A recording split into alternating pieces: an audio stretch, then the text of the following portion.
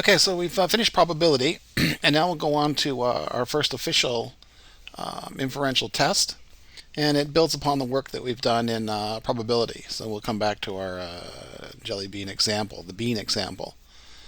So if you look at the bottom right-hand corner, you'll see the probability. This is for 4 picks from that jelly bean jar. The probability of getting zero black jelly beans out of 4 picks is 0.0625. To get one black jelly bean out of 4 picks is 0.25, the probability of that. And then the probability of getting two black jelly beans is 0.375, and then on down to 3 and 4, which mirror 1 and 0. And you can see it's the distribution is kind of very a bit much bell-shaped, although it is a small sample size of only 4 picks from the jar. And the as with anything that's normally distributed, the mean, median, and mode are the same value. So if I were to calculate the average, in this case, the average would be 2, the median would be 2, and the mode, the most frequently occurring pick, is 2, which occurs more than the other possible outcomes. So we're going to extend this work to the chi-square. It's not chi-square, it's chi-square. Okay, so let's change things up. So let's we were when we did it last, we had a sample size of 4, and as we can see, the extreme events are fairly probable, right? The most extreme events are 0 black jelly beans or 4 black jelly beans. And for both of those extreme ends of that distribution, the probability of 0 is 0.0625, and the same for 4 black jelly beans. So now what we're going to do is we're going to up our sample size. So we're going to take a sample size of 50 jelly beans. So now my possible outcomes are not from 0 to 4 black jelly beans. My possible outcomes now are 0 to 50 black jelly beans in that jar. And the probability distribution looks something like this for 0 to 50 black jelly beans. And I can see, once again, it's more and more looking like a normal distribution. The mean, if it's truly 50-50 within the population, equal number of black and white jelly beans, the mean in terms of picking 50 jelly beans, on average, I would pick 25 black jelly beans, right?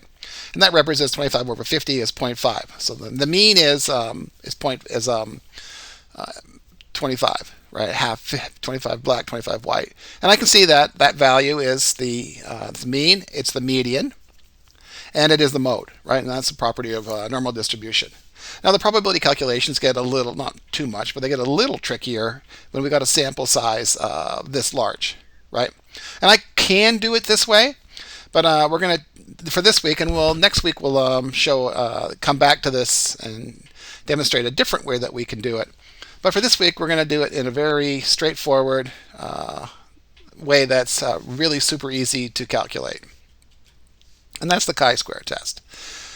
So introducing, we talked a bit about this last week, 2 hypotheses that we deal with. The null hypothesis is essentially status quo. Nothing's changed in terms of what people believe, what the consensus belief is in terms of the makeup of the jelly beans in that jar.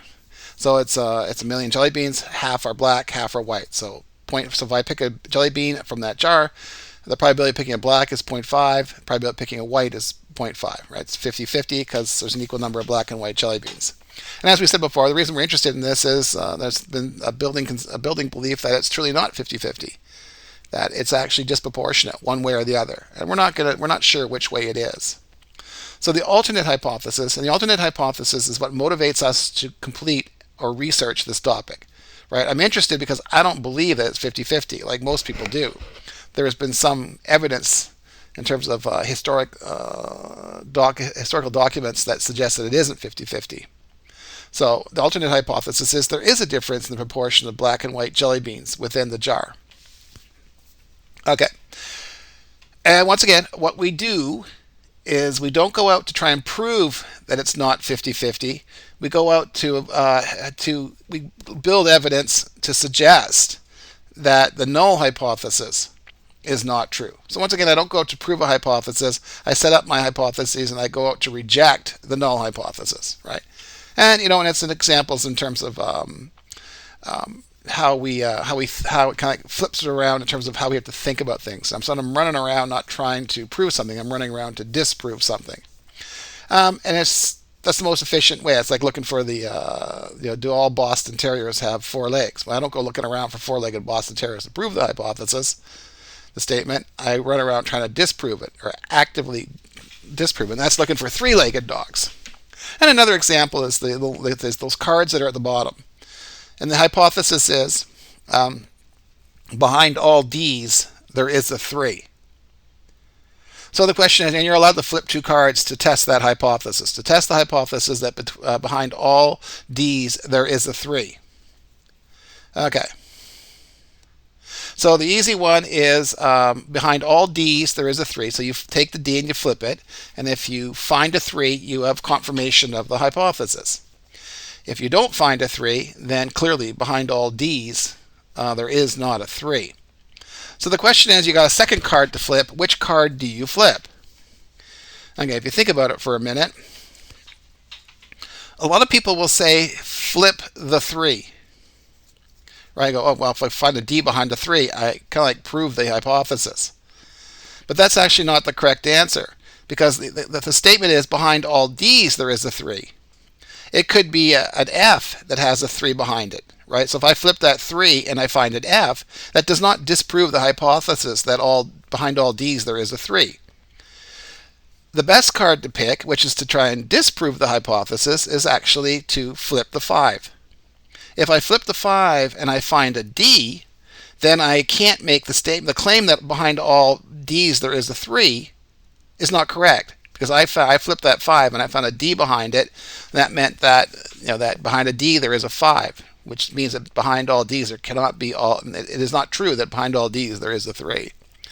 And what am I doing? I'm trying to disprove the hypothesis. So if I flip the 5 and find a D, that disproves my hypothesis. So it's sometimes a bit tricky in terms of how we're thinking. But moving forward in this course and the next course, we're going to be always working to reject the null hypothesis, not prove the alternate hypothesis. Although the alternate hypothesis is what's the motivator in terms of why I'm interested in running the study. Okay. So I run my study, and I pick 50 jelly beans from the jar with replacement, and my sample is 18 black, now 32 white. Now I know that if the null hypothesis is true, right, that's 50-50, I can see down here that 18, well, it can occur. Like if it truly is 50-50, there's always a chance that I'll get an extreme value, right? So if it truly is 50-50, and that's my null hypothesis, then my exhaustive list of possible outcomes is anywhere from picking 50 jelly beans. None of them are black, which is 0 black jelly beans, all the way up to 50 black jelly beans. There is a chance that it can occur. Now, I know from this chart here that to pick 0 black jelly beans is highly, highly improbable if it is 50-50 in that distribution. Right, an equal number black, equal number white. So what my point is here is, this is the null hypothesis, 50-50. And the exhaustive list of possible outcomes is from 0 black jelly beans to 50 black jelly beans for a sample size of 50. What that means is, I can never have a sample outcome that does not have at least some probability of occurring from random sampling from a population. So I can never actually definitively reject the null hypothesis, because there always is a chance that my pick, however improbable it may be, it can occur, right? Just not very likely to occur. So now if the null hypothesis is true, what I would expect on average is 25 black, 25 white. So that's my expected frequencies, right? So in terms of my observed frequency, I actually picked 50 jelly beans from the jar. I picked 18 black, 32 white. If the null hypothesis is true, right, then I would expect on average to have 25 black, 25 white. So I have observed frequencies and I have expected frequency. The observed frequencies and the expected frequencies form kind of like the engine of the chi-square test. And this is a simple calculation. So our first inferential test is to calculate the chi-square observed. And the chi-square observed is simply, I take, for the black jelly beans, I take the observed frequency of 18, subtract the expected frequency of 25, I square that value, and then I divide it by the expected frequency of 25. I do the same thing for the white jelly beans. I take 32, subtract 25 from it, so my observed of 32 minus the expected of 25, square it, and then divide it by the expected, which is 25 white jelly beans. And then I add those two that I've just done for the black and then for the white, I add them up, and that is my chi-square observed. So 18 minus 25 squared divided by 25 is 1.96. 32 minus 25 squared divided by 25 is 1.96. So for my inferential test, my chi-square observed is 3.92. Okay. So I know that the exhaustive list of possible outcomes for picking black jelly beans from the jar is 0 to 50. And I know that it's an exhaustive list. I mean, there can't be any other outcomes, and they all can occur if the null hypothesis is true. So you need to set a cutoff of what is highly unlikely if the null hypothesis were indeed true. And the distribution you see below, this is the chi-square distribution. And essentially, you can calculate the distribution and create it for this distribution here. So here's my one of 18. I can do it for 17, 16, 14, 15. Figure out how often that occurs, and then create a frequency distribution. And this is what the distribution would look like. Now, since I know that with the null hypothesis true, I can have my range of outcomes are 0 black to 50 black.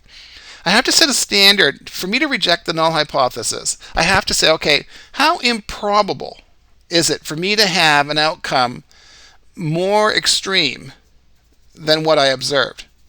So what is the probability of having basically picking less than 18 jelly beans from that jar? Something more extreme, or picking more than 32. And this area here represents the improbability area, like the extreme cutoff, right? In terms of what I believe how extreme my outcome has to be for me to reject the null hypothesis. And that cutoff is it essentially is an arbitrary number. And what it is you look at the chi-square distribution and you figure out the line that separates the bottom 95% from the top 5%. So if my chi-square observed is in the top 5% of possible chi-squares, I reject the null hypothesis. Now, rejecting the null hypothesis in this case is referred to as a type 1 error. So I always tell people, okay, reject the null hypothesis because my chi-square is in the top 5%, acknowledging that there is an off chance, knowing that if the null hypothesis were true, that I would get a sample as extreme as this in the top 5%. It's not very likely, but I always have to be mindful that it could occur.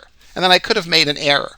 I had that one fluky sample where I rejected the null where my sample was extreme just through random sampling, and that's kind of like the cost. That's the cost of random sampling, right? Random sampling can lead to, on occasion, very rarely, improbable outcomes. Okay. We'll get to it. It is important in a bit, but I have degrees of freedom, right? And what degrees of freedom kind of is, we kind of go with the most information that we need. So we don't want to kind of overextend ourselves in information. And if I sample 50 jelly beans from a jar, and if I get 18 black jelly beans, I know that to get to 50, I have to have 32 white jelly beans. So the degrees of freedom in this case is 1. Once I know, for example, how many black jelly beans there are, and my total is 50, I can just do 50 minus 18 to get what the number of white are, and vice versa.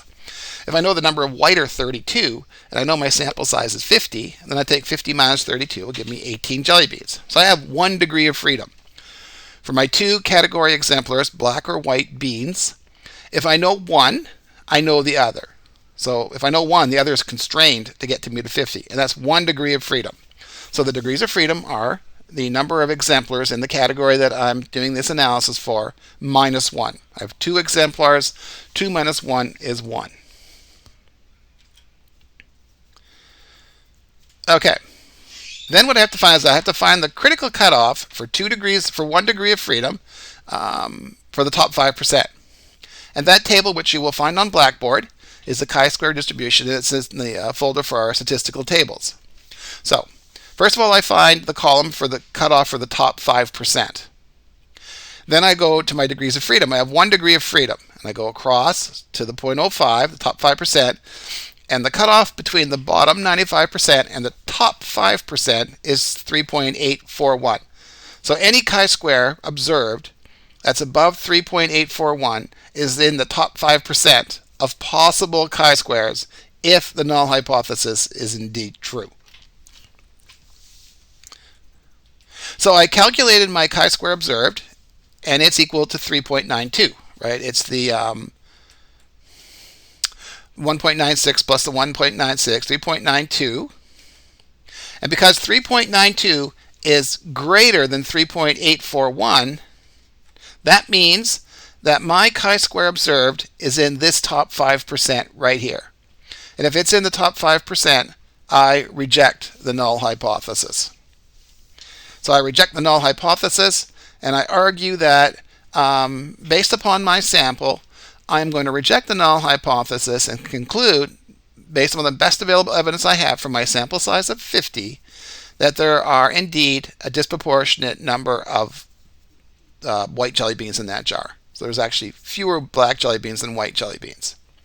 With the caveat that I may have erred, that the sample I got, it is a random sample, and it was just a fluky sample that led to this extreme outcome, when in fact it truly was 50-50 in the population.